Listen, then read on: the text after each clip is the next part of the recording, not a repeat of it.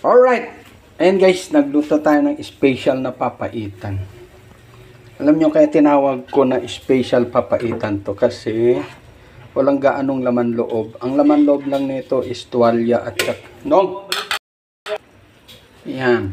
Tuloy natin. Kaya tinawag ko yan na special papaitan kasi ang laman loob yan is tuwalya, puso at saka atay. Yan. So, mas marami, 1 kilo na laman yung litid-litid. May mga litid-litid. Yan ang masarap. Kaya special. 'Di ba? Ayan oh. Oh.